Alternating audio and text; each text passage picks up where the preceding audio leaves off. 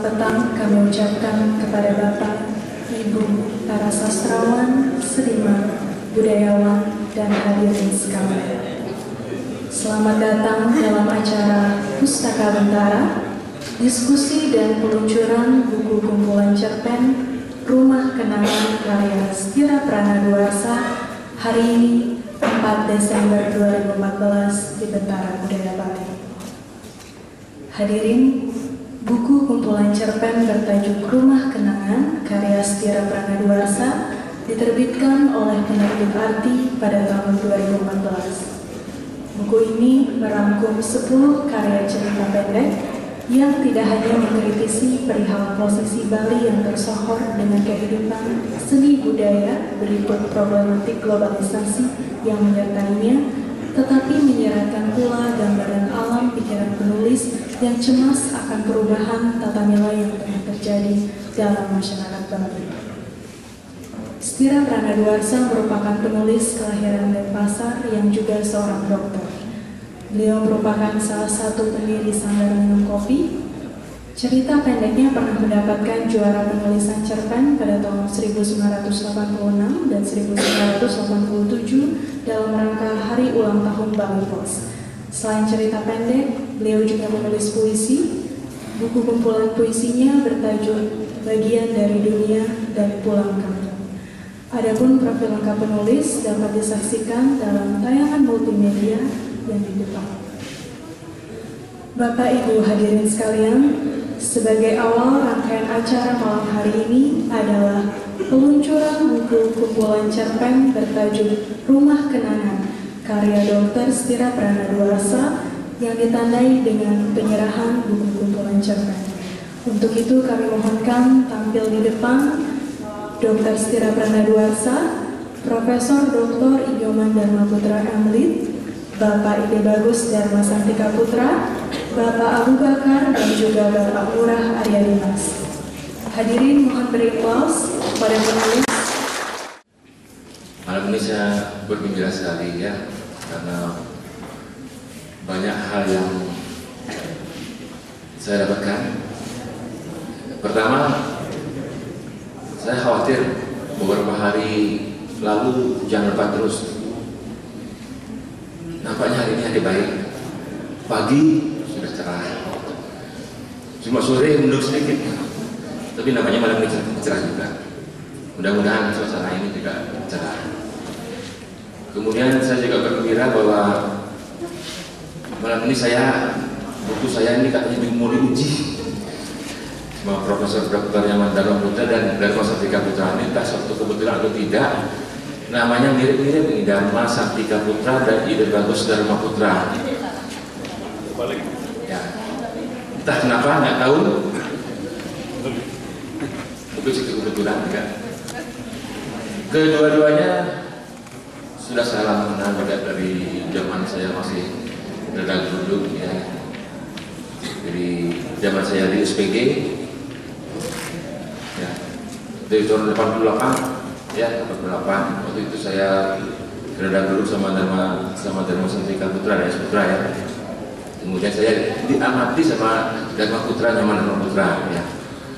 Kemudian saya berkembang dan akhirnya setelah sekian lama saya akhirnya berjumpa kembali dengan beliau dan beliau bersedia membahas buku saya pada malam hari ini. Kemudian juga terima kasih juga yang saya ucapkan banyak-banyak kepada Bapak Abu Bakar yang secara spontan mengiyakan, oke, saya akan menyutradarai.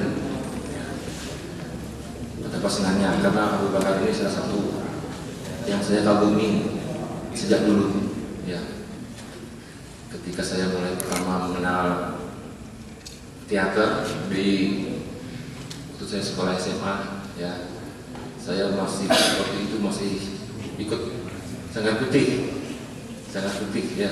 Ada saudara sama waktu itu ya, ada Adi sama Joni. Adi dan Joni ini adalah anak buahnya Pak Abu di teater Poliklinik ya. Dan Adi dan Joni juga akhirnya melatih saya waktu itu. Tapi saya seorang yang gagal dalam teater ya. Tidak berkembang di dalam teater. walaupun sebenarnya pernah juga mementaskan beberapa pertunjukan gitu, tapi tidak kesana lagi. Ya. Saya akhirnya lebih banyak di puisi. Di puisi ada dua orang yang saya sama-sama yang sangat mempengaruhi saya, ya, yaitu yang pertama adalah Umbu dan yang kedua adalah Abang Pras Najira yang pada hari ini juga berkesempatan hadir, ya, untuk menyaksikan peluncuran buku Rumah Kenangan. Ya, saya ucapkan terima kasih banyak karena kedua guru saya ini sangat mempengaruhi hidup saya menjadi seorang yang bukan dokter yang baik jadinya, ya, mempengaruhi hidup saya. Kalau saya tidak kenal dengan Umbu dan Abang Pram, itu saya menjadi dokter yang baik, dan saya menjadi dokter jiwa yang baik sekarang, mempengaruhi jiwa kalian semua. Kemudian ada Dimas, terima kasih juga banyak ya kepada Arya Dimas. Arya Dimas adalah mantan anak asuh saya dulu sebenarnya, gitu ya. Dulu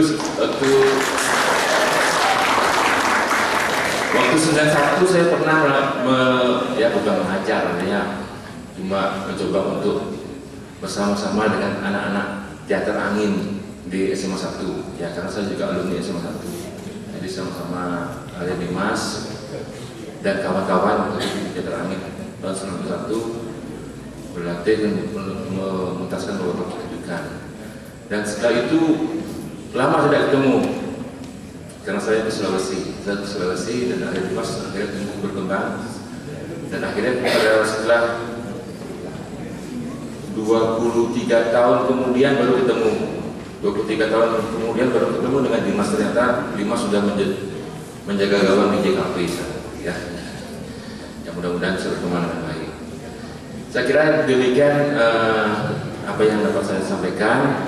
Sekali lagi terima kasih kepada seluruh seniman, Bapak Ibu pemerhati, ya, dan juga yang saya kenal yang saya hormati juga Pak Arif, Bu Oke, Rusmini, Pak Imam Wirate, Iin, siapa lagi? Pak Ariante ini, Pak Ariante yang menerbitkan bukunya ini. Kalau tidak ada Pak Ariante, mas terbit bukunya ini. Ya, saya ucapkan terima kasih banyak. Dan yang terakhir ucapan terima kasih saya kepada istri saya pasti itu, ya. Karena istri saya masih memperbolehkan saya untuk menulis itu. Kalau tidak memperbolehkan mungkin saya sudah tidak menulis lagi gitu. Ini ngapain malam-malam kita ketik. Ya. Buku kumpulan cerpen ini berisi 10. Ini rentang waktunya cukup lama, ya. Dari 88 sampai 2014. Ya, berpendapat. Karena saya memang bukan seorang penulis yang produktif, ya. Baik itu di dalam cerita pendek dan juga di dalam puisi, ya. Saya tidak terlalu produktif dan tidak terlalu banyak mempublikasikan. Jadi semua tulisan-tulisan itu saya simpan sendiri, kemudian sudah terkumpul, memilih-milih sendiri, ya, kemudian saya terbitkan. Kebetulan waktu ini ada Widya Pataka dan ini dipilih untuk diterbitkan oleh Widya Pataka. Saya kira demikian dari pengalaman saya. Terima kasih atas perhatiannya dan selamat menikmati acara peluncuran kumpulan cerpen Rumah Kenangan. Selamat malam.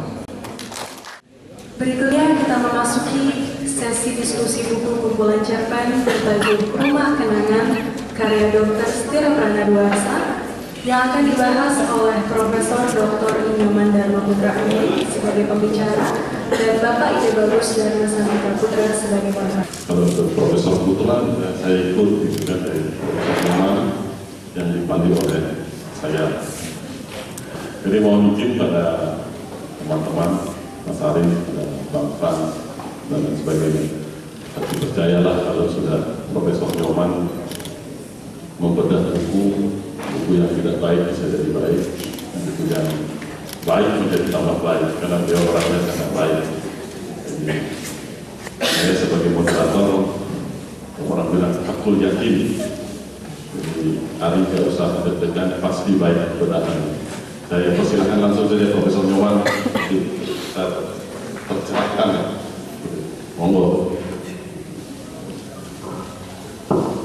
Terima kasih Pak Des Putra, kawan-kawan sekalian yang saya hormati yang sudah sempat datang malam ini. Saya akan mencoba menyampaikan beberapa hal tentang kumpulan cerpen Steerer Pranaduarsa. Kalau kita lihat orangnya, kemudian kaitkan dengan karyanya, tampaknya ada hal yang sangat bertolak belakang. Siapapun tahu, teman dekatnya atau yang baru melihat Steerer bicara di depan akan dengan cepat menangkap bahwa Steerer adalah orang yang kalem,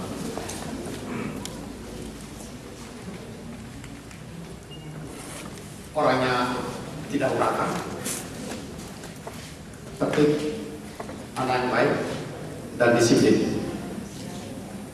Tetapi kalau kita melihat karyanya, faktanya sangat jungkir balik, terutama dalam beberapa cerpen, termasuk apa yang kita saksikan tadi. Apa yang ditulis Steerer dalam kumpulan cerpen ini menimbulkan kesan yang bertolak belakang antara perangai pribadi sebagai pengarang dan cerita yang ditulis. Itu kesan saya yang pertama. Kalau kita bandingkan Steerer dengan pengarang-pengarang Indonesia lainnya, khususnya yang bekerja di Bali, lalu kita sebut pengarang Bali lainnya, ada beberapa persamaan dan perbedaan. Persamaannya adalah Steerer tidak bisa tidak memungut inspirasi dari persoalan-persoalan yang ada di Bali. Kalau selama ini kita lihat cerpen, novel, mungkin juga sedikit drama yang ditulis oleh pengarang Bali, persoalan-persoalan status dalam hal ini kasta, kemudian pembangunan dalam hal ini pariwisata dan tanah, kemudian yang ketiga, sistem kepercayaan dan tradisi selalu mewarnai karya-karya pengarang Bali. Kalau saya menukik lebih jauh lagi, siapapun pengarang Bali yang agak produktif, pastilah menulis tentang kasta. Lalu, kalau kita melihat bahwa cerpen adalah ekspresi modern, dan kalau kita percaya pendapat ahli komunikasi Marshall McLuhan yang mengatakan bahwa media adalah pesan, semestinya karya-karya modern digunakan untuk mengkritik atau mempersoalkan atau merasionalisasi tradisi. Tetapi apa yang saya tangkap dari kebanyakan karya sastra pengarang Bali, misalnya tentang kasta, termasuk juga karya Steerer Prana dalam salah satu cerpen di sini yang berjudul Ide Ayu, mereka hanya mampu menertawai, mengejek sedikit, mempersoalkan sedikit sistem tradisional itu dalam lingkup teks. Tidak ada yang mampu merobohkan dalam lingkup teks sistem yang ada. Saya akan memberikan contoh. Pasti sudah banyak yang membaca karya-karya Alborz ini yang banyak berangkat dari persoalan kasta. Dan kalau ditanya temanya apa, ini konflik kasta, ini kritik kasta, ini penolakan tentang kasta. Ada unsur-unsur tersebut diungkapkan. Kasta dipersoalkan, dijadikan sarana konflik, Tetapi kalau kita baca sampai akhir, kasta yang ditertawai, kasta yang dipersoalkan, kasta yang dikritik, kasta yang seperti hendak dirobohkan, justru semakin kokoh. Di akhir tarian ini kita lihat bagaimana tokoh Hidayat Telaga mengizinkan kepalanya untuk diijak oleh keluarga yang paling senior di dalam Griya. Cerita yang lain, Pak Gede Haryanto Sutarmo ada di sini. Salah satu cerpennya yang sangat saya sukai adalah Tembok Puri. Di situ juga dengan baik mencoba menggambarkan, mempersoalkan, dan mengatakan telah terjadi modernisasi dan rasionalisasi dalam kehidupan masyarakat, bahwa puri kasta tidak begitu penting. Tetapi di dalam teks itu, dalam arsitektur teks itu, tokoh yang tampak ditonjolkan untuk melawan kasta di akhir cerita mengalami penderitaan yang luar biasa. Masih di dalam teks, saya ingin mengatakan, oleh karena itu, usaha untuk dalam tanda petik menggembur kasta di akhir cerita justru menjadi kasta itu kokoh sekali, kuat sekali. Pesannya seolah-olah jangan digempur yuk. Saya mencoba melihat secara lebih luas pola pikir yang sama terhadap korupsi. Memperhatikan kartun-kartun tentang korupsi yang ada di media massa. Sejak zaman Orde Baru, mungkin belakangan masih juga. Korupsi itu sering digambarkan sebagai pohon beringin yang besar. Apakah beringin dikaitkan dengan partai tertentu, terserah. Lalu ada orang yang mencoba merebahkan pohon beringin itu dengan menggunakan entah kapak, entah gergaji. Tapi kebanyakan gambar, orang yang merebahkan itu adalah orang yang kurus kering, alatnya jauh lebih kecil, dan tidak mampu melakukan apa yang diinginkan atau yang diinginkan oleh publik.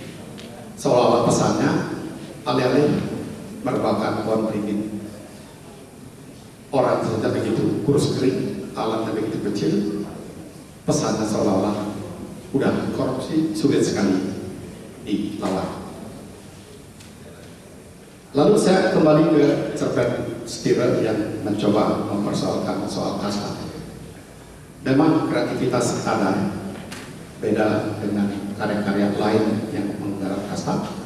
Di sini tokohnya adalah Ido Ayu, seorang anak kecil yang diberi nama Ido Ayu oleh bapak ibunya ketika lahir dan besar di luar Bali, di Kupang. Ketika di sana dia bersekolah, tidak ada masalah dengan nama Ido Ayu.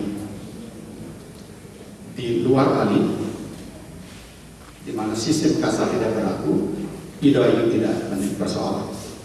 Setelah orang tuanya yang bekerja di sebuah bank pindah ke Bali, si anak ikut mulai sekolah.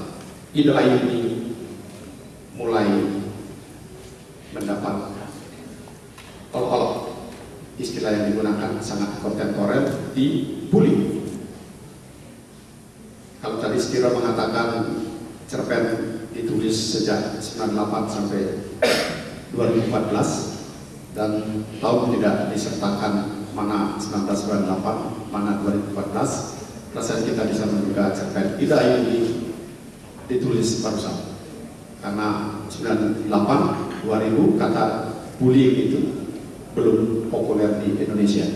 Kalau di luar negeri itu biasa. Memang itu kekerasan verbal yang sangat menyakitkan. Ketika si anak ini kembali bersekolah di Bali, Ido Ayu, dia menderita. Dia mau putus sekolah, bapaknya bingung. Si anak hanya mau sekolah kalau dipindahkan ke Kupang. Tentu saja tidak mungkin. Lalu penyelesaiannya konflik ini, tiba-tiba si bapak mendapat promosi bekerja di Semarang. Akhirnya selesailah persoalan nama pada keluarga ini. Tapi gambaran sistem kasta yang hendak diolok-olok, sistem kasta yang hendak dibuli, tetap kuat.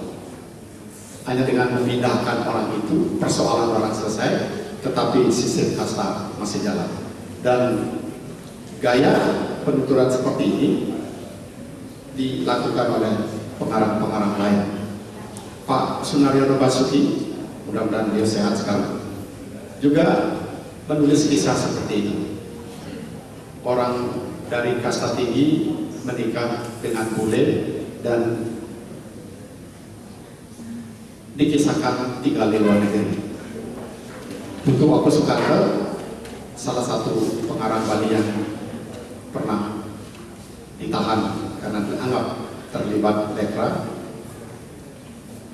Karya-karya yang pernah dibahas oleh Pak Dharma Santika dalam Lebakan juga mengisahkan persoalan-persoalan kasta di Bali diselesaikan di dalam teks dengan memindahkan kehidupan tokoh keluar Bali, di mana hukum tidak berlaku lagi. Tentu saja tidak semua karya seperti itu. Ada misalnya, kembali ke karyanya Pak Gede Arya Bustamo, ada cerpen yang muncul setelah Tempo Puri berjudul Bohong. Itu pernikahan antara Triwangsa dengan laki-laki Jawa. Pernikahan Triwangsa yang wanita dengan laki-laki Jawa biasanya memerlukan pati wangi, judul antologi puisi Pak Rusmini. Kata yang indah sekali, pati wangi, mematikan keharuman. Istilahnya itu sendiri sudah jelas sebuah oposisi biner yang menunjukkan bahwa satu wangi, satu tidak wangi. Tapi begitulah, dalam cerpen Bohong, berbeda dengan cerpen Tempo Puri, dan juga berbeda dengan cerpen Dia Bukan Bangsawan, karya Pak Gede juga. Di situ, di dalam teks, kepentingan sistem kasta betul-betul diolok-olok, dirobohkan tanpa membuat tokohnya menderita, tanpa ada kesan kasta itu kuat sekali. Ini adalah pilihan buat siapapun yang menulis tentang kasta, apakah akan membuat cerita yang mengesankan kasta itu begitu kokoh dengan dilakukan, atau olok-olok sampai uraian kata terakhir di dalam teks. Di situ letak Stiro Prana dalam menggarap salah satu soal yang banyak digarap oleh cerpenis atau sastrawan Bali, terutama dalam sistem kepercayaan. Sistem kepercayaan lain yang juga diungkap Stiro di dalam cerpen ini adalah sistem kepercayaan pada Lea. Pak Abu Bakar menulis beberapa cerpen Lea, Faisal Laras menulis beberapa cerpen Lea, Wayan Suwarmiko juga di Kompas pernah menulis cerpen Lea. Sama dengan salah satu arus menulis tentang kasta, tentang Lea pun seperti itu. Cerpen adalah ekspresi modern untuk menghadiri kepercayaan tradisi, tetapi ternyata bentuk bukanlah merupakan kesan. Buktinya dalam cerpen-cerpen tentang Lea diolok-olok di awal, tetapi di akhir ditegaskan bahwa Lea itu betul-betul ada. Jadi kalau memang hendak mengatakan Lea itu betul-betul ada di akhir cerita, lalu untuk apa di awal diobrak-abrik bahwa itu tidak benar? Dalam cerpen Stilo yang berjudul Pohon Beringin di Tepi Sungai Belakang Rumahku, ada tokoh yang sangat berani bermain-main, bergelayang berayunan di akar pohon beringin sampai akhirnya terjadi satu kecelakaan, dan itu karena kekuatan magis yang membuat kecelakaan terjadi sampai meninggal. Sejak itu masyarakat tidak berani lagi bermain di sana, tidak mengizinkan anak-anak mereka untuk bermain di situ. Sampai akhirnya sang tokoh mencoba melawan bahwa kekuatan magis di balik pohon beringin itu sebetulnya tidak ada. Alur cerita memang menarik sekali, konfliknya multi, tidak hanya selesai sekali, tetapi pada akhirnya kembali terjadi. Kalau tidak salah, istri sang tokoh meninggal di situ, sehingga memastikan kembali bahwa di sini tegak.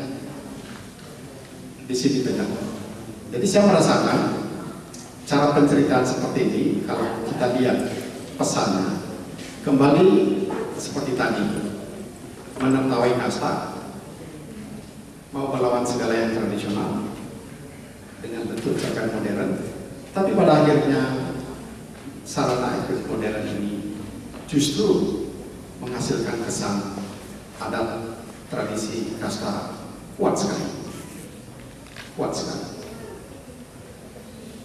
Kemudian hal yang ketiga yang juga tidak bisa lepas dari karya yang ada dalam kumpulan Stira Prana ini adalah soal pembangunan. Kalau ibu bapak sempat membaca cerpen Pak Gede Arianto Sutamo, Mandi Api, lalu diterjemahkan oleh Penkok menjadi Ordeal atau Burning by Fire, saya lupa yang mana itu.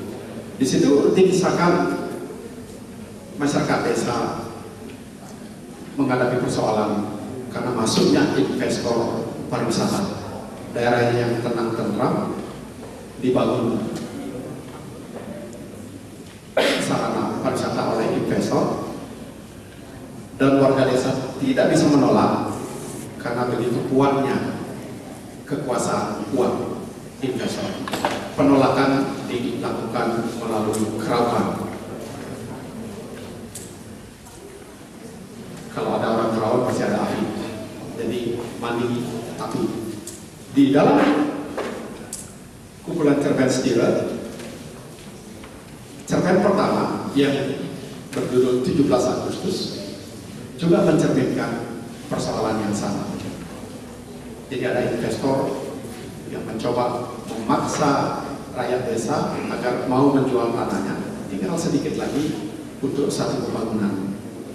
Tidak jelas mungkin pariwisata atau apa. Akan tetapi orang tua ini menolak. Karena menolak, dia terus diintimidasi, dikejar oleh aparat. Kalau tidak salah, mungkin disebut secara eksplisit militer. Beberapa kali ditahan, diculik, sampai istrinya meninggal karena jantungan. Jadi kalau kita melihat dan mencoba memposisikan karya Stira Prana di antara karya-karya pengarang Bali lainnya, saya menyebut tadi karya Pak Gede, karya Pak Rusmini, dan juga karya pengarang lainnya, kelihatan sekali tiga tema besar tadi itu, bukan tiga tema besar, tiga tema yang muncul berulang itu juga tercermin di dalam karya Stira, yaitu soal status kasta, soal sistem kepercayaan, dan soal pembangunan, soal tanah. Cara menggarap tentu berbeda-beda. Banyak yang mengatakan cerpenis yang baik adalah cerpenis yang mulai bekerja dari menjadi penyair, menulis puisi. Kalau kita lihat contohnya pada Koko Rusmini, kita mendapatkan itu sebagai satu hal yang benar. Koko mulai menulis saja, lalu kemampuannya mengolah kata ketika menulis novel terasa kuat. Tentu tidak berlaku pada kebanyakan orang. Pak Gede Arianto mungkin dulu pernah menulis puisi, tapi siapapun setuju bahwa dia bukanlah penyair yang lalu menjadi cerpenis. tetapi kita juga melihat kekuatan kemampuan bahasanya dalam menulis cerita. Stira Prana adalah penyair, memasuki dunia sastra dengan rentang waktu yang tertentu sebagai penulis puisi, dan itu tidak diragukan lagi. Kekuatannya di dalam sebagai penyair tersambung di dalam cerpen ini. Hanya saja saya merasakan bahasa Stira di dalam cerpen-cerpen ini kelebihannya adalah bahasa yang sangat sederhana. Saya teringat ketika bekerja di Bali Pos, dan kalau kekurangan artikel sering saya meminta Stira untuk menulis, dan tulisannya preskelar, jelas, sederhana. Termasuk mungkin Pak Abu ingat ketika Stira dan saya menulis dengan berani-beraninya, mohon maaf, pementasan Pak Abu dengan Pasar Tempo dan Roland, yang waktu itu kami betul tulis berdua, tapi inti awalnya ditulis oleh Stira. Jadi kemampuan Stira menulis memang jernih sekali, bahasanya menyenangkan, dan kelebihannya saya lihat, ini mungkin poin terakhir dari bacaan saya tentang cerita Stira, adalah dengan gaya bahasa yang sama, dia bisa menghasilkan dua cerita yang sangat kontras. Yang pertama adalah cerita-cerita yang realistis, seperti 17 Agustus, kemudian cerpen Orang Jawa di Desa Saya. Nanti saya akan memberikan komentar sedikit tentang cerpen yang agak keras ini. Kemudian cerpen yang tidak ingin menikah, itu kisah-kisah yang realistis yang disajikan dengan bahasa yang sederhana. Lalu dengan gaya bahasa yang sama, dia mampu menyajikan cerpen-cerpen yang magical realism, yang agak magis, seperti trilogi dalam A minor, kemudian juga Mata Kucing yang akan dipentaskan sebentar. Dalam kumpulan cerpen ini, Stira menampilkan, menyajikan kepada pembacanya dua jenis cerita yang sangat berbeda, realis dan yang magical realism. Magical realism itu dipenuhi oleh unsur-unsur yang tidak real atau yang hiperreal, sangat nyata, tetapi tidak nyata. Dalam Mata Kucing itu kisah suami istri yang hubungannya semula akur karena tidak mempunyai anak, lalu renggang. Si istri menjadi senang kucing dan suami merasa ditinggalkan. Dalam cerpen ini yang termasuk magical realism, si suami mencupil mata kucing karena dia takut melihat mata kucing yang selalu membuat dirinya terancam. Tetapi di luar dugaan, istrinya marah. Kucing itu bukannya mati, tetapi malah berdatangan kucing-kucing yang lain yang matanya pada menakutkan. Magical realism berikutnya terjadi ketika akhirnya daripada menderita melihat sinar mata kucing, akhirnya sang suami mencukil matanya sendiri. Mungkin dengan demikian dia bisa menyatakan bahwa, hai istriku, kalau kau cinta kucing yang aku tidak sukai, aku akan berhenti melihat kucing, kucukil mataku. Sepertinya ada titik balik di situ. Ini contoh magical realism yang ditawarkan di sini. Sebelum memberikan kesimpulan, sedikit lagi tentang Orang Jawa di Desa Saya. Setelah era reformasi, wacana publik tentang orang lain, terutama orang Jawa, entah real Jawa atau orang dari luar Bali yang dianggap Jawa, sangat eksplisit di media sosial juga sering kita yang berevolusi jiwa kita di era Orde Baru takut membaca ungkapan-ungkapan yang salah. Dan Stira Prana orang yang jiwanya kalau disiplin, tenang, mengagetkan saya. Berani dia menulis cerita orang Jawa di desa saya. Pada karya-karya sastra pengarang Bali yang lainnya, yang sebelumnya, the other atau orang lain adalah turis. Kalau kita baca karya Rastasidu, kemudian Arianto Sutarno, Ura Parsuo, Pak Abu Bakar juga menulis, siapapun orang lain zaman itu adalah turis, dan turis adalah orang lain yang disambut dengan hangat. Setelah reformasi, ini salah satu contohnya, orang lain tidak lagi turis, tapi orang Jawa. Dan berbeda dengan turis yang disambut hangat, orang lain di sini disambut dengan sinis. Nah, tentu kita bisa bersilat lidah bagaimana kita harus menafsirkan sini. Apakah ini adalah gambaran kenyataan sebagai ekspresi tidak puas dengan pendataan, atau sebetulnya ini adalah otokritik terhadap orang Bali yang sebetulnya membuat sistem sosial mereka lebih banyak merugikan masyarakat sendiri daripada tanda petik orang lain. Jadi kalau kita hubungkan kembali dengan perangai Stira yang begitu kalau ada menulis seperti ini mengagetkan saya. Apalagi kalau boleh disambung lebih sedikit, Stira sendiri ibunya adalah orang Jawa.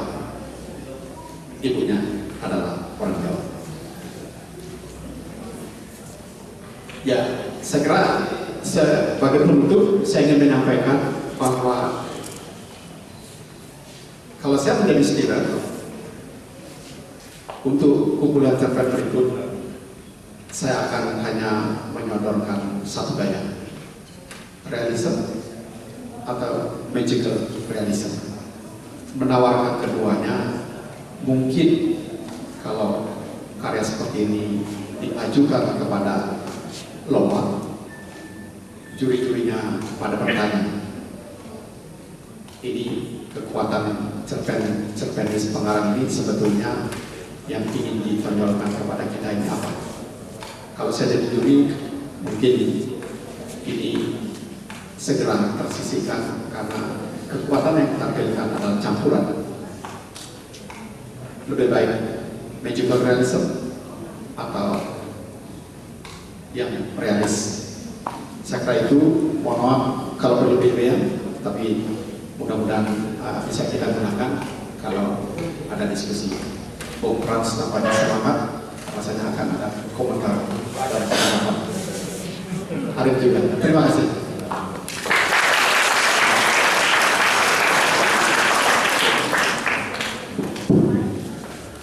Ya, seperti kata saya, jadi cerpen Arif jadi baik, dan juga Pak Darmo ternyata memakai polanya Arif juga menulisnya sampai akhirnya baik lagi dengan jurus. Tapi itulah, jadi seorang guru, seorang dosen memang tidak bisa menghilangkan karakternya seperti itu. Sekali lagi tepuk tangan dulu kan.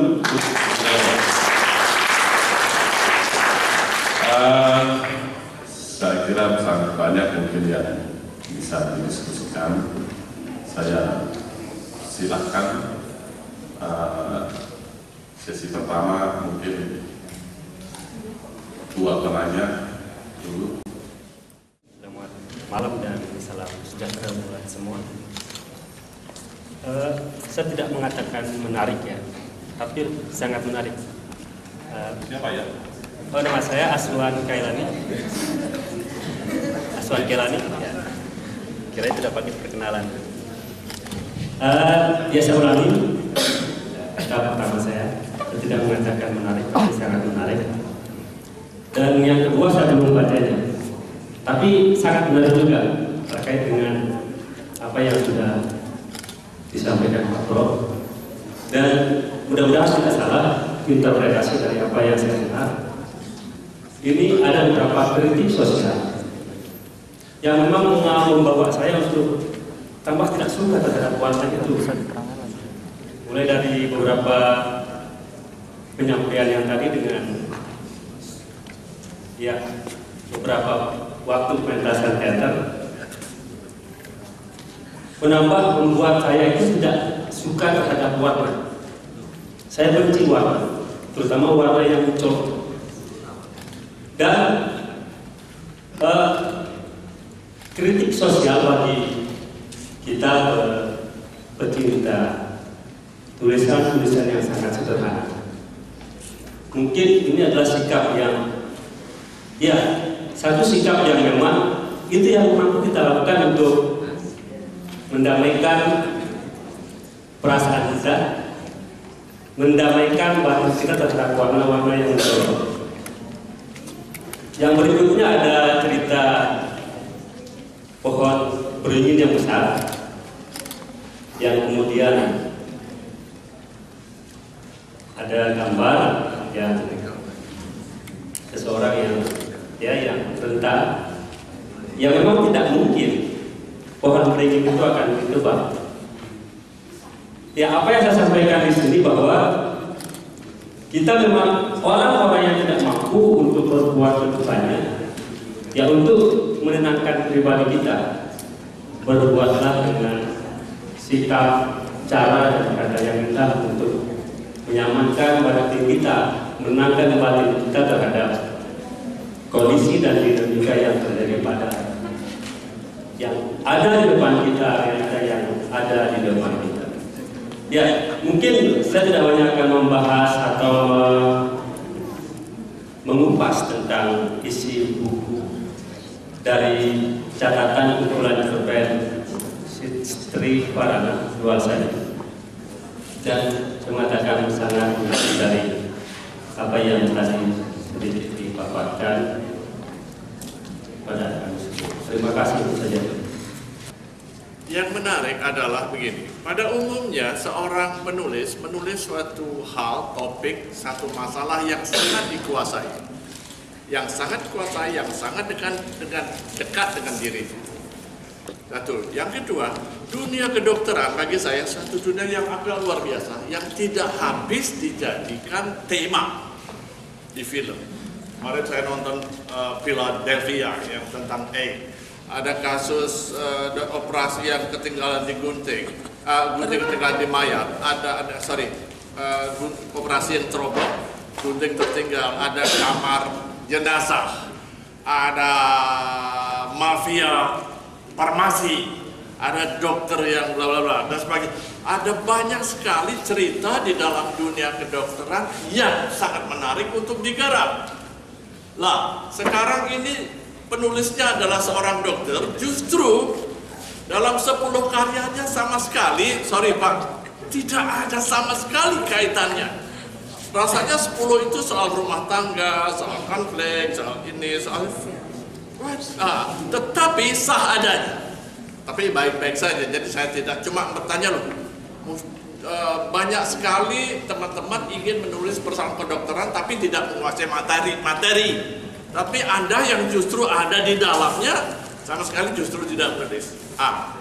Itu sebagian dari pertanyaan saya kan itu kok itu, tapi baik-baik saja. Maksudnya saya mungkin dia ingin sesuatu yang lain, mungkin dia bosan dengan dunia medical dan sebagainya, bisa saja. Terus ya, yang kedua, jadi itu pertanyaan. Yang kedua adalah style. Beberapa sudah disebut tadi, begitu simpel, begitu sederhana. Kalau kita lihat cerpennya Putri Wijaya, bagaimana dia berakrobatik dengan waktu. Wah, menjadi confused bagian depan, pindah belakang sampai penonton tersesat, tapi dia tahu cara menyelesaikannya. Itu terjadi salah satu cerpennya. Kemudian ada Budi Dharma dengan absurditasnya yang juga waktu itu begitu dikacau oleh dia. Dan Arto, ya. Tetapi saya lihat cerpen Pak Sirait begitu simpel, begitu bersih. Begitu bersih, mengingatkan pada Saroyan lah, cerpennya Saroyan begitu sederhana, magic. juga bagus. Cuma dalam beberapa hal saya pribadi merasa ada hal yang memang perlu diperdalam. Saya merasa. Tadi saya sudah sempat bercakap dengan Pak DS di luar. Salah satu cerpen tentang yang tokohnya Dewi itu, Dewi istri yang datang, Pak aku mau cerai dengan kamu kan itu. Rasanya reaksi suaminya bagi saya tidak cukup memadai. Seakan-akan, oh ya. Kenapa? Karena saya selingkuh katanya. Saya merasa itu banyak hal ada celah untuk digali. Saya merasa si suami akan ngeluh, kenapa kamu ingin cerai dari aku? Kamu selingkuh, siapa selingkuh? Saya merasa mesti dihadirkan pihak ketiga yang memergoi, yang melihat, yang dan sebagainya, sehingga menjadi kaya, sehingga argumentasi untuk melepas si istri menjadi kuat. Jadi itu cuma seperti dialog bersama, kok gampang betul kemudian saya goodbye pada istrinya, perasaan saya begitu. Seakan-akan kalau dimunculkan pihak ketiga untuk memperkuat itu pertama. Yang kedua, cerpen itu ditulis oleh versi si suami. Tidak ada argumen pembelaan dari pihak, karena saya yakin istri juga mempunyai alasan yang kuat kenapa dia minta cerai. Sama sekali tidak ada, hanya selingkuh dan tidak ada pembuktian apa-apa. Sepertinya mesti dibuat bagian di mana istri mempunyai cukup kuat untuk say goodbye pada suaminya, sehingga kondisi terakhir menjadi drop, kan itu. Rasanya cerpen itu terlalu selesai, agak misterius, terlalu mudah. Saya ingin soal psikologinya lebih pelik sehingga dimatangkan sedikit. Oke, thank you. Nama saya Mas Anto. Mengenai masalah pohon beringin dan kejadian yang terdapat di pohon beringin tersebut, dan yang pertama itu apa yang disampaikan oleh teman tadi sangat luar biasa. Masalah juga tentang kasta, masalah tentang transisi kemungkinan, tetapi saya kaitkan dengan seorang dokter tadi. Bagaimana pendapat Bapak apabila Bapak sudah menulis seperti tadi, kalau dikaitkan dengan ilmiah mungkin tidak akan pernah percaya bahwa di pohon beringin tersebut ada suatu makhluk aneh dan seterusnya. Tetapi yang dibilang oleh Pak Prof tadi juga masalah tentang leak-leak yang ditulis oleh mungkin Suarga, oleh saya lupa. Kalau saya kaitkan kedua hal itu tentang leak itu atau leak, pernah seorang dosen juga membahas tentang leak itu sampai dia menyebutkan ada paruman leak yang menyebutkan kalau leak itu nanti ada sesuatu kendala, leak itu akan menyebutkan apa, dia tahu dengan temannya itu ternyata bukit-bukit katanya itu. Kalau leak itu, kalau ada leak bukan bukit-bukit berarti semua ada bahaya, leak bukan bagus semua. Saya kadang-kadang ada seorang dokter melihat hal seperti itu yang diceritakan dalamnya, tapi saya juga tidak dapat membaca buku yang di pohon beringin. Saya sangat ada apresiasi saya mendengar dari apa yang dibilang oleh Prof. Kalau sekarang kita kaitkan dengan ilmiah, apakah yang dapat kita gali di dalam hal seperti itu? Yang pertama, yang kedua, seperti mata kucing. Kalau memang kita tidak senang melihat orang lain, maka kita congkellah mata kita sendiri. Mungkin saya dapat maknai seperti itu. Kalau memang kita tidak melihat orang lain, maka tutuplah mata, tutuplah telinga mungkin, dan seterusnya. Tapi perayaan sekarang, seperti tradisi tadi, seperti yang menyangkut ide ayu itu, apakah kita sebagai masyarakat Bali, apakah kita akan menutup mata kalau umpamanya seperti itu? Atau kita meninggalkan Bali saja, biar aman, biar tidak ada masalah. Kalau kita juga ke Bali juga kena tadi seperti yang bilang oleh Pak Prof. Sekarang kritik kepada kita sekarang, apakah yang kita dapat lakukan supaya hal-hal itu tidak bisa terjadi? Mungkin itu aja Pak Prof. Terima kasih. Sama yang lainnya, biar bisa ketemu langsung, biar tidak via media sosial saja. Selanjutnya, seperti yang sudah disampaikan sama Pak Abu Bakar, itu menarik sekali menurut dia. Itu juga menjadi pedoman untuk dia nantinya ketika dia mau belajar menulis cerpen seperti itu. Meskipun itu nanti cerpen bahasa Indonesia ataupun bahasa Bali, karena saya notabene saya jurusan bahasa Bali yang disampaikan oleh Pak Abu Bakar. Bagaimanapun juga sang istri bisa selingkuh, terus yang sang suami minta cerai. Tapi harus ada alasan juga kenapa sang istri itu selingkuh. Kan seperti itu. Apa karena sang laki-laki terlalu sibuk sehingga tidak bisa memberikan kepuasan batin lahiriah, kepuasan biologisnya atau lain sebagainya. Nah itu mungkin nanti bisa yang pakai pedoman untuk nantinya yang membuat cerpen harus ada akar dan harus ada juga ujungnya seperti itu. Nah kemudian yang semakin tertarik saya adalah tentang cerpen Pohon Beringin di Bangli khususnya karena masih asri keberadaan hutan, kemudian pohon-pohon besar masih banyak, termasuk di daerah saya bukit juga masih banyak. Bahkan kemarin di bukit itu ada sebuah kejadian fenomena mungkin ada cahaya di atas bukit. Sebanyak orang yang melihat, mungkin sudah sampai di balik pos sudah diterbitkan itu. Ada cahaya di balik bukit. Katanya ini dewa datang turun. Banyak yang menonton dan tidak dikasih untuk naik ke atas. Sampai mau naik ke atas, ada ular menjembatani di jalan. Artinya kita tidak boleh masuk lari ke atas. Akhirnya setelah sinar-sinar itu hilang, ular itu hilang. Ya, yang pemimpin yang ada di sana di daerah yang ngomong pro itu naik ke atas. Ternyata di sana tidak ada tanda-tanda kebakaran. Seperti itu. Tidak sama sekali tidak ada tanda-tanda kebakaran. Yang ditakuti oleh masyarakat kan adanya kebakaran, soalnya di batas bukit itu ada murah seperti itu. Ternyata tidak ada kebakaran sama sekali. Nah terkait cerpen pohon beringin itu, menurut saya pohon besar harus ditanamkan, harus diangkatkan di Bali. Bagaimanapun juga caranya. Karena kalau itu dirubah, yang pertama taksu Bali juga akan ikut mudah. Bagaimanapun juga kita percaya bahwa pohon-pohon di sana ada penghuninya. Yang kedua tentunya berakibat pada yang namanya cuaca ya, suhu panas dan sebagainya. Itu juga menjadi masalah buat kita. Makanya di rumah saya itu kalau ada penebangan pohon, saya tanya dulu rasanya untuk apa ini rasanya sebagainya. Bahkan di Balai Banjar juga ada pemotongan pohon beringin dulu.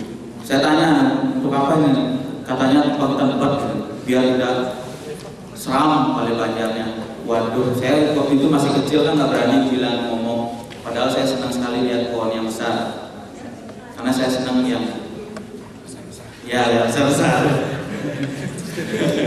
yang indah itu saya senang sekali.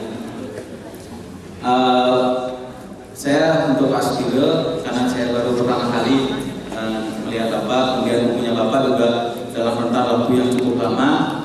Itu juga nanti yang artinya berarti Bapak membuat cerpen itu dengan inspirasi yang pastinya kalau inspirasi ini tidak baik nggak usah dipakai, kalau inspirasi baik dia harus dibuatkan cerpen seperti itu. Artinya membuat cerpen itu tidak asal-asalan seperti itu. Dia juga berpikiran seperti itu karena saya dari Bangli, menurut dia sedikit sekali dari Bangli menjadi penulis cerpen seperti itu. Dan saya baru mulai. Ada juga pembina saya dari Bangli, saya buat cerpen termasuk Pak Mandel, Pak Nyoman Mandel. Saya datang ke sana, saya disuruh Alif, kamu belajar buat cerpen di Bangli, masih banyak objek yang belum dikaji, kemudian masih banyak permasalahan yang belum digarap, dan di Bangli sama sekali bahkan jarang sekali ada yang namanya cerpenis. Berangkat dari situ saya belajar untuk menulis cerpen. Ya, Astungkale sudah ada beberapa terbit di media massa. Nah, seperti Pak Abu Bakar bilang, terima kasih untuk sarannya. Mudah-mudahan saya bisa membuat buku, meskipun dananya masih kecil-kecil, maklum dia masih guru honor. Pendapatan juga tidak berapa, bahkan untuk belinya aja sulit. Tapi saya rela waktu di pasar, meskipun saya tadi ada acara ponakan yang nikah. Menurut saya seperti itu saja. Mohon maaf sekali lagi, saya tidak bisa mengomentari banyak, tapi saya mengapresiasi sebisanya seperti itu. Terima kasih untuk waktunya. Terima kasih. Mengenai cerpen dan sastra, entah kenapa ketika membicarakannya saya selalu tiba-tiba matanya membelala, kemudian jantungnya berdebar kencang, Apalagi kalau misalnya berbicara tentang sastra Bali. Saya pernah membaca sebuah cerpen karya Wayan Jeki Sunarto, itu judulnya Wanita yang Mengawini Keris. Jadi saya menangkap di sana betapa susahnya menjadi perempuan Bali. Apalagi keluarganya tidak ada saudara laki-laki seperti itu, dan si perempuan ini harus meneruskan keluarganya dan berperan sebagai laki-laki, kemudian mencari laki-laki sebagai sentanannya. Saya menangkap apabila saya menjadi orang Bali, kemudian saya bisa menjadi sastrawan, saya ingin membuat karya saya, terutama saya memetik dari karya Bapak Duarsa yang mengangkat judul 17 Agustus, di mana sang tokoh utama itu nasibnya terombang-ambing karena diculik dan lain sebagainya. Apabila dikaitkan dengan sebuah karya yang sudah saya sebutkan tadi, bahwa saya ingin membuat sebuah karya yang memang melanggar apa yang ada di yang menjadi peraturan misalnya seperti itu. Contohnya seperti kasta yang saya sampaikan tadi, bahwa karya-karya yang sudah dihasilkan itu masih banyak yang belum mampu merobohkan kasta. Yang saya maksud tentang seorang sastrawan. Sastrawan itu bebas berekspresi, bebas mengungkapkan pikirannya. Jadi itu juga menjadi pertanyaan dalam diri saya. Kenapa sastra-sastra di Bali itu belum mampu, atau mungkin belum berani untuk merobohkan kasta yang disebut semakin ini dipecahkan semakin kuat. Nah, dengan demikian, kalau misalnya kita ingin memecahkan masalah kasta tersebut, kenapa tidak coba kita berangan-angan? Kita membuatnya itu seperti karangan fiktif, tapi memang real adanya, karena melihat realitas saat ini, masyarakat Jawa mungkin disebut seperti itu, banyak yang sangat-sangat tertekan dengan kasta, karena mungkin dia cinta sama orang berkasta, kemudian dia itu adalah seorang Jawa, akhirnya harus menentang rasa, mungkin karena saking stres bunuh diri seperti itu. Jadi saya memetik bahwa pengaruh kasta di Bali itu sangat-sangat kental, dan mungkin bagi beberapa orang menjadi masalah besar, dan mungkin bisa berujung pada mengakhiri hidup karena mungkin saking stresnya dan tidak bisa mencapai apa yang dia inginkan, terutama dalam masalah cinta yang memang banyak sekali kasusnya seperti itu. Demikian, terima kasih.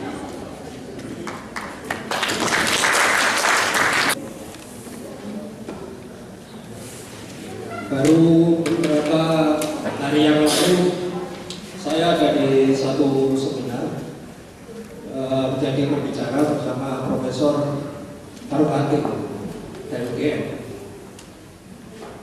Kami sudah cukup lama tidak bertemu, terakhir kali sekian mungkin sekitar 15 tahun lalu waktu beliau mengundang saya bicara di Dewan Kesenian Yogyakarta. Kemudian kami bertemu lagi beberapa hari yang lalu. Dan pertanyaan pertama yang ditanyakan oleh Pak Farouk kepada saya adalah, oke gimana, masih feminis ya? Itu pertanyaan pertama. Dan saya ketawa.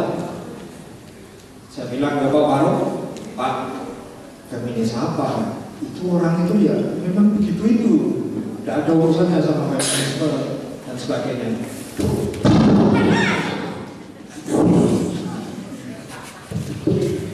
Artinya apa? Artinya adalah memang pengamat itu ketika melihat pengarang tertentu ya sah-sah saja, kemudian bingkainya dalam satu bingkai ideologis. Tetapi pada kenyataannya apakah pengarang itu memang benar yakin dengan ideologi atau memiliki ideologi tertentu yang mau disuarakan dalam karyanya atau tidak, itu urusan lain lagi. Kenapa pengarang Bali seperti disoroti tadi banyak melakukan seolah-olah melakukan perlawanan, kemudian ternyata berakhir dengan memperkuat struktur yang akan dilawannya sendiri, seperti yang disampaikan Pak Dharma tadi. Saya kira persoalannya adalah, menurut saya, karena pengarang-pengarang yang disebut tadi itu, kan notabene pengarang-pengarang terbaik saya kira di Bali sekarang itu, tidak ada yang ideolog. Jadi berbeda kalau menurut pandangan saya. Memang di setiap karya itu saya sebagai pengamat, Dharma sebagai pengamat bisa melihat ideologi, kita bisa aja. Semua karya bisa kita cari ideologinya. Tetapi apakah pengarangnya ideolog atau tidak, itu persoalan lain. Dan yang saya khawatirkan adalah kalau pengarang itu ideolog, kemudian dia secara sadar memperjuangkan ideologinya di dalam karya, maka biasanya hasilnya secara literer lemah, tidak bagus. Contohnya gerombolan pengarang yang di bawah era yang pakai ideologi realisme sosialis, siapa yang masih kita ingat di kepala kita? Sedikit sekali, karena karyanya nggak kuat. Apalagi pengarang-pengarang Soviet misalnya di zaman Stalin yang direstui oleh negara, siapa yang kita ingat? Coba saya ingin tahu satu nama yang Anda ingat. Pasti nggak ada. Karena mereka ideologi yang ingin disampaikan oleh karyanya. Kalau contoh yang bukan diri, misalnya pengarang Indonesia yang sebenarnya ideolog yang menulis sastra, misalnya Sultan Takdir Ali Safran, nah, itu ideolog. Ya, kita lihat karyanya, novel-novelnya adalah persembuhan dari ideologinya dia, maka secara literer ya banyak pengamat menganggap tidak cemerlang, lebih cemerlang beliau di dalam pemikiran kebudayaannya. Jadi itu komentar saya. Kemudian mengenai perlawanan sendiri, menurut saya ada berbagai macam perlawanan. Orang lawan itu bisa melolong, bisa satu. Kemudian bisa lagi pakai menjelek-jelekkan juga bisa lawan. Gitu. Tetapi ada juga cara lain melawan, yaitu sengaja kita besarkan itu yang mau kita lawan itu. Sedemikian hebatnya yang mau kita lawan itu kita besarkan sehingga akhirnya jadi konyol. Itu melawan juga ya. Tentu ini perlawanan yang sangat halus. Kalau di Jawa ini contohnya, kearifan tradisional di Jawa ada yang namanya laku PP. Kalau di Jogja itu kalau rakyat itu mau melawan sultan, dia hadir di depan keraton itu tanpa pakaian, duduk aja di situ. Duduk di situ, dia mengakui kebesaran sultan, seolah-olah menjadi hamba yang tidak berdaya, padahal itu melawan. Satu bentuk perlawanan juga. Jadi yang kita lawan itu bisa juga kita besarkan, seolah-olah sedemikian dasarnya sampai konyol. Iya.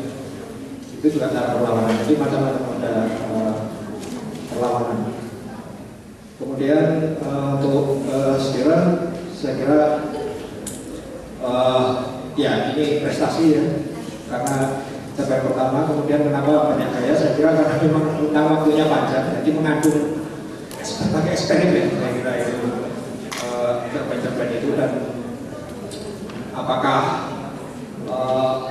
mana yang berhasil, mana yang tidak? Tentunya semua pengarang punya mana yang berhasil dan mana yang tidak.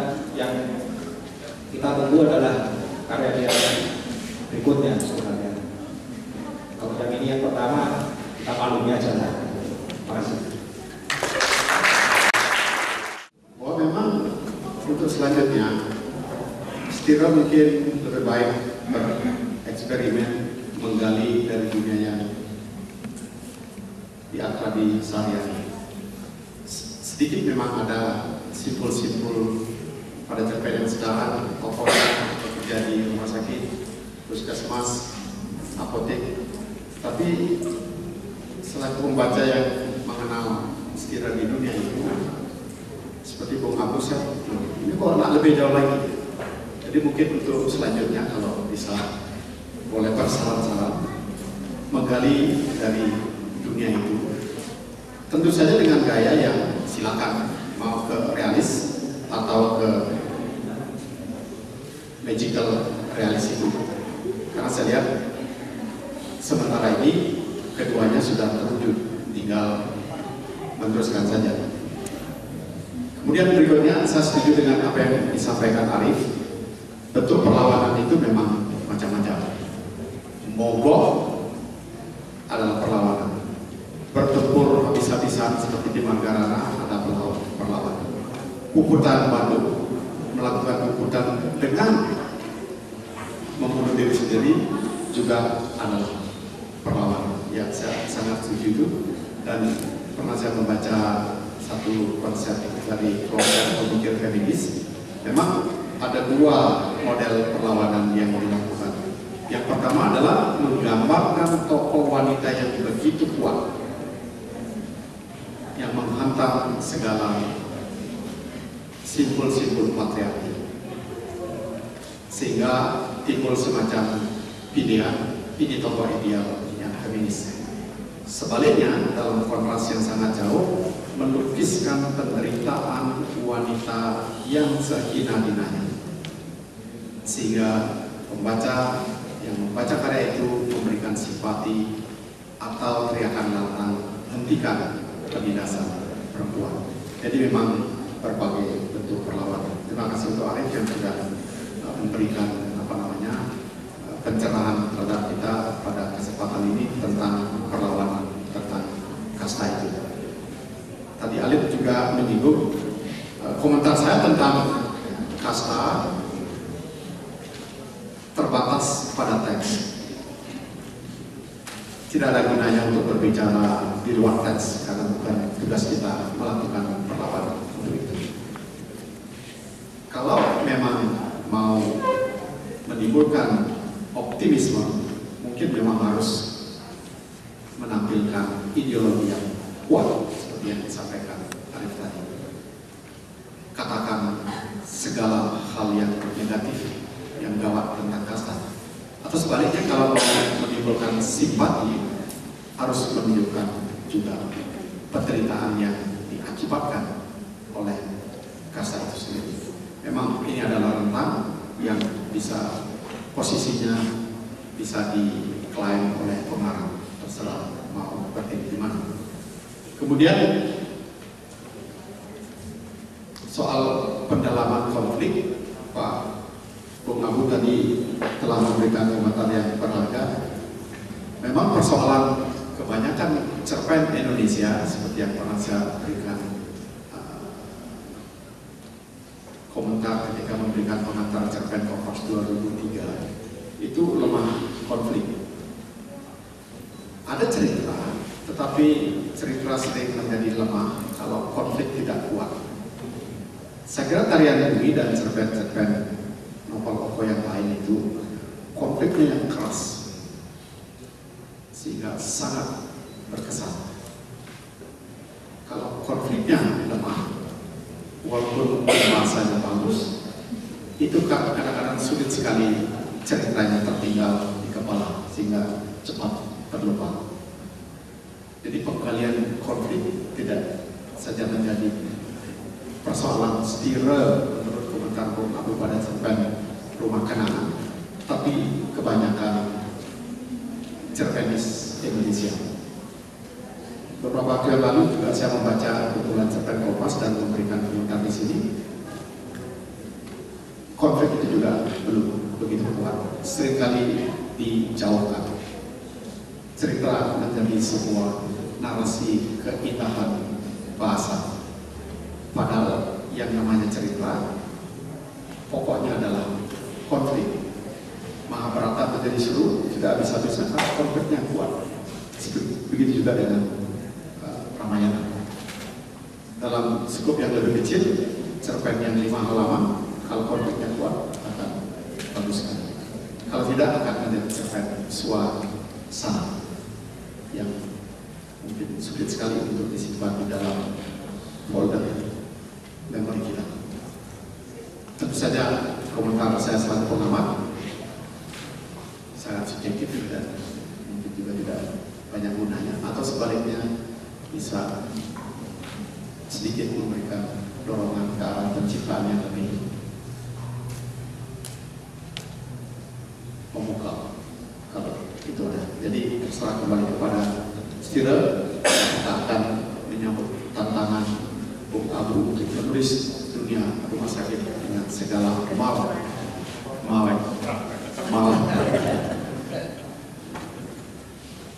Tapi dunia kedokteran kita di Bali telah, ini sebetulnya saya ingin sampaikan sejak awal tapi lupa tadi, melahirkan penulis-penulis yang mengagumkan. Pertama ada Wimpi yang menulis novel Lingkaran Cinta. Hebatnya novel itu sampai difilmkan dan Wimpi mendapat royalti yang cukup menggembirakan. Padahal dia dokter sudah kaya. Dan di Lingkaran Cinta itu yang dilukiskan adalah kisah mahasiswa dan pengguguran kandungan dunia yang ditekuninya. Kemudian ada Faisal Baras yang belum sampai menulis novel, tapi cerpen-cerpennya ada juga sedikit yang menyentuh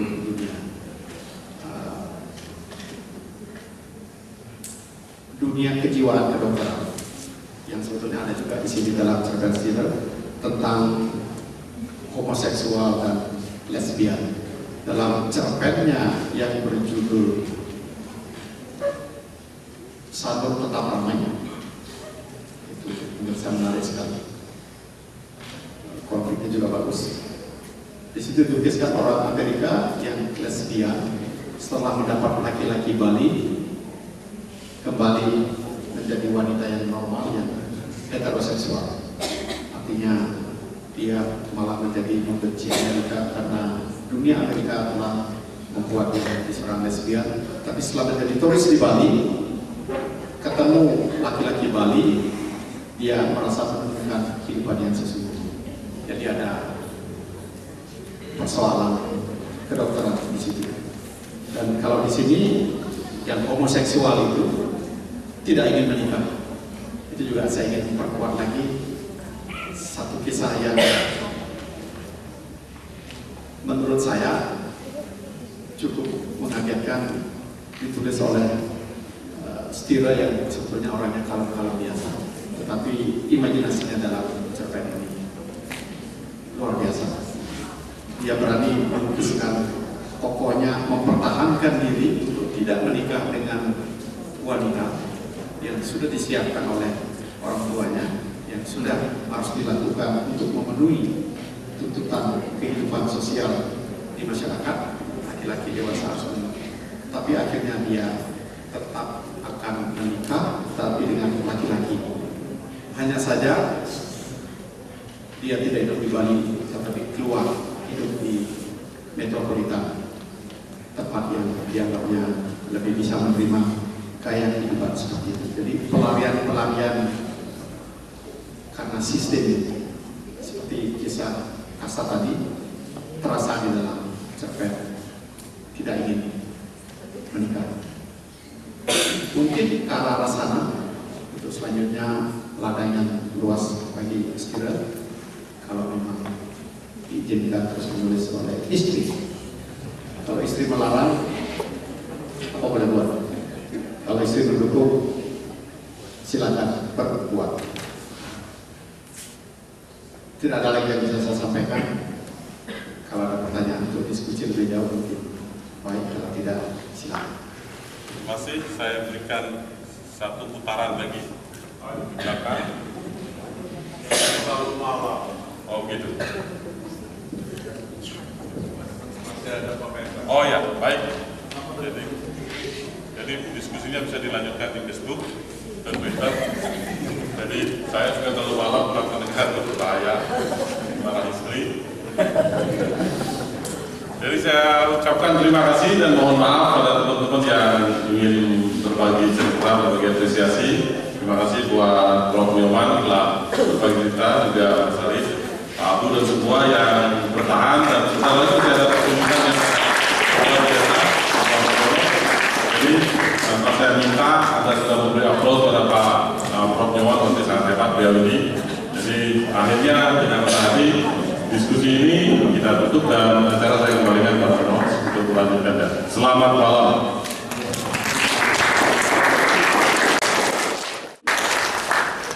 Saya rasa seluruh rangkaian acara malam hari ini sungguh bermakna. Demikianlah acara Pustaka Bentara, diskusi dan peluncuran buku kumpulan cerpen bertajuk Rumah Kenangan karya Dr. Stira Pranaduarsa. Terima kasih atas kebersamaan dan hadirin sekalian.